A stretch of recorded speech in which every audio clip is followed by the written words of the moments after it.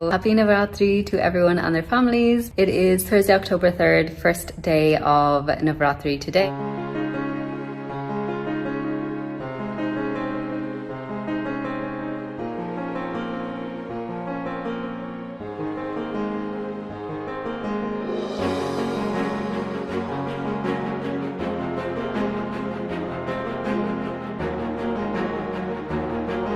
मनाया जाता है नवरात्रि।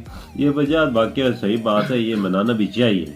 बिल्कुल एक मतलब एक किस्म का मतलब खुशी का त्योहार। और ये मतलब के चीज जो स्टार्ट होती है वो होती है मतलब आरती से। बिल्कुल मतलब दुर्गा जी की आरती।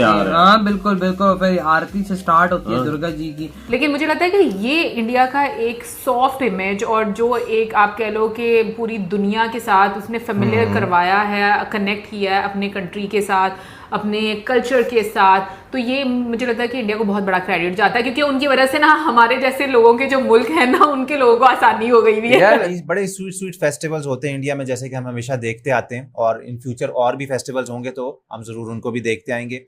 होती है और हमें वो चीज बहुत ज्यादा अच्छी लगती है। बिल्कुल, इसमें मतलब यार भाई एक इतना प्यारा कल्चर है इंडियंस का, एक अलग हर मतलब आपको कल्चर चेंज होते हुए जगह पे मिलेगा। बिल्कुल। आज तक हम लोगों ने जितने भी फॉरेनर्स को देखा है, हम लोगों ने ये चीज देखी है कि उनमें ये खासियत है कि वो लोग जिस जगह पर जाते हैं वो वहाँ के कल्चर को अपना बनाते हैं और रच बस जाते हैं उस कल्चर में। और लोग भी जो इंडियन लोग हैं वो बहुत हॉस्पिटेबल हैं, यानी कि। जय हिंद दोस्तों। आयरलैंड और पोलैंड जैसे यूरोपियन देशों की महिलाएं माँ दुर्गा की पूजा आराधना कर रही हैं और नवरात्रि के व्रत रख रही हैं। अब मनाया जाता है नवरात्रि। ये वजह वाकई सही बात है, ये मनाना भी चाहिए।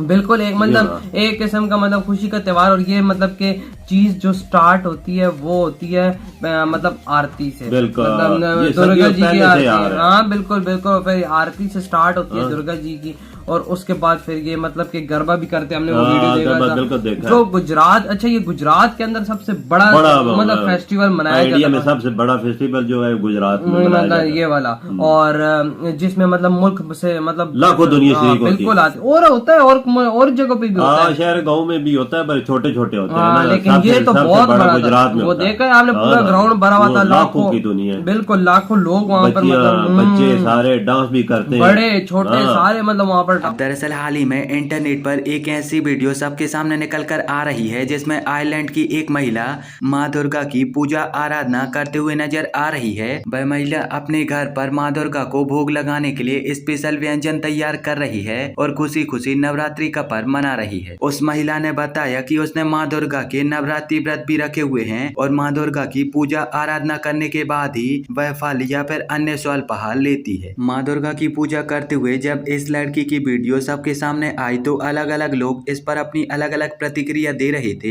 यूरोपियन देश की लड़की के घर में ऐसा दृश्य देखकर कुछ लोगों का यहाँ पर कहना था कि विदेशों में सनातन धर्म बहुत ही ज्यादा तेजी से फैल रहा है, तो वहीं पर कुछ लोगों का यहाँ पर कहना था कि इस लड़की का माँ दुर्गा से एक अलग ही कनेक्शन हो चुका है और अब यह लड़की माँ दुर्गा की एक बहुत ही बड़ी भक्त बन चुकी है। हालांकि ऐसे केवल एक दो इंसान ही नहीं बल्कि ऐसे हजारों इंसान हैं जो कि विदेशों में रहते हैं, विदेशों में पैदा होते हैं और विदेशी भाषा ही बोलते हैं, लेकिन इस सब के बावजूद भी वह हिंदू रीति रिवाजों का पालन करते हैं और विदेशों में भी वह पूरी तरह से भारतीय संस्कृति के हिसाब से ही रहते हैं। विदेशों में कई ऐसे लोग भी रहते हैं जिन्होंने उसी देश में जन्म लिया है, लेकिन इस सब के बावजूद भी वह प्रत्येक सनातनी त्योहार भी मनाते हैं और न केवल मनाते हैं बल्कि प्रत्यक्ष तौर पर उस त्योहार का एक बहुत ही महत्वपूर्ण हिस्सा बनते हैं। ऐसे विदेशी लोग भारत में रह रहे उन लोगों के लिए एक बहुत ही बड़ी प्रेरणा है जो कि भारत में पैदा हुए हैं, सनातनी लोग हैं, लेकिन इस सब के बावजूद भी वह अपने धर्म से दूर जा रहे हैं और उनकी अपने धर्म में कोई खास रुचि नहीं है। क्योंकि साल में 2 मरतबा नवरात्रि आती है, एक शुरू में आती है और एक बड़ी नवरात्रि जो हम लोगों को पता है कि आती है। तो एक जब गर्मियों का मौसम आ रहा होता है, यानी कि स्प्रिंग सीजन से समर सीजन आ रहा होता है और विंटर्स खत्म हो जाती हैं बिल्कुल, तो ये जो छोटी नवरात्रि है तब आती है और जो बड़ी नवरात्रि है वो उस टाइम पर आती है जब गर्मियां चली जाती हैं, खज़ां का मौसम भी चला जाता है, और नहीं गर्मियां चली जाती हैं और फिर उसके बाद आता है सर्दियां आती हैं। हाँ, बीच में खज़ां भी तो आती है। हाँ, तो खज़ां से जो सर्दियां आती हैं वही वाला जो है ना, आई मीन ऑटम से जो विंटर आता है ना, उसकी जो ट्रांजिशन होती है उस टाइम पर बड़ी नवरात्रि आती है। तो जो एक इस फेस्टिवल का महत्व है वो ये भी है। वैसे अगर देखा जाए ना तो नो डाउट जो अभी हमने देखी है ना, इनकी वीडियो देखी है, तो जो ये 9 दिन है काफी ज्यादा इंपॉर्टेंट है, क्योंकि आपको जो है डिफरेंट अवतार जो हैं वो देखने को मिलते हैं माँ दुर्गा के। तो आप अगर देखें तो हर अवतार की कोई ना कोई खासियत है, वो कुछ ना कुछ ऐसा जो है वो आपको यानी कि प्रदान करते हैं, जिसकी आपको शायद कह लें कि इच्छा रहती है। लेकिन मुझे ऐसा लगता है कि ये जो हम लोग ने 9 इनकारनेशंस देखे हैं ना, मुझे ऐसा लगता है कि जैसे वीडियोस हम देखते हैं उसमें बहुत ही छोटी छोटी डिटेल्स दी जाती हैं, लेकिन अगर प्रॉपरली समझना हो तो आपको बहुत डिटेल में पढ़ना पड़ेगा, फिर आपको चीजें समझ में आएंगी, क्योंकि ये इतना आसान नहीं होता चीजों को समझना।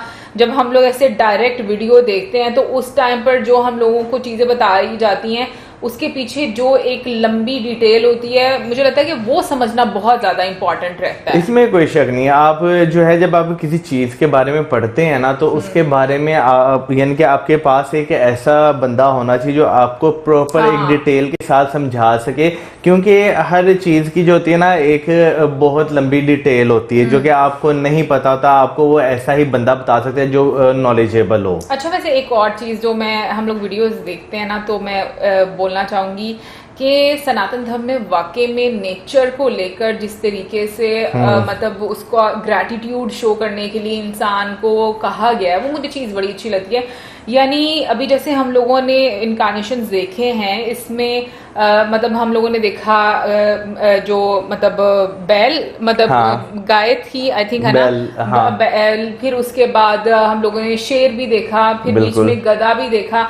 अगर नॉर्मली आप लोगों को लेते हैं ना, चीजें देखते हैं और जिनको इतनी नॉलेज नहीं होती, वो लोग वाकई में इसको एक डिफरेंट साइड से, डिफरेंट चीजों से सोचते हैं, डिफरेंट तरीकों से सोचते हैं। लेकिन जब आप थोड़ा सा इसमें, मैं कहती हूँ कि ध्यान से और आप डिटेल में पढ़ना शुरू करते हो, तो आपको पता चलता है कि किस तरीके से हर चीज की रिस्पेक्ट करना सिखाई जाती है, उसकी इम्पोर्टेंस और उसकी क्या वैल्यू है उसके बारे में बताया यार। असल में हम लोग फिर वही बात आ जाती है, चीजों को जो है ना वो पढ़ते इस तरह से हैं कि बस हम जो है ना वो एक कह लेंगे इतना पढ़ते हैं कि बस हम कहते हैं कि बस यार ये जितना हमने पढ़ लिया यही बहुत है, इससे ज्यादा जो हमें पढ़ने की जरूरत नहीं, यानी कि हम अपने आप को बहुत ज्यादा ज्ञानी मानना शुरू हो जाते हैं थोड़ा सा पढ़ के। लेकिन नो डाउट जब आप ऐसे लोगों के बीच में बैठते हैं ना जो वाकई नॉलेज में रखते हो, तो जो चीज आपने पढ़ी होती है ना, फिर आपको उसके बारे में ज्यादा जानने को मिलता है, तो आप जो है उस चीज को और एनालाइज कर सकते हैं और अच्छे तरीके से देख सकते हैं, जान सकते हैं। लेकिन ये कि जितने भी हम लोगों ने इनकारनेशंस देखी है ना, इसमें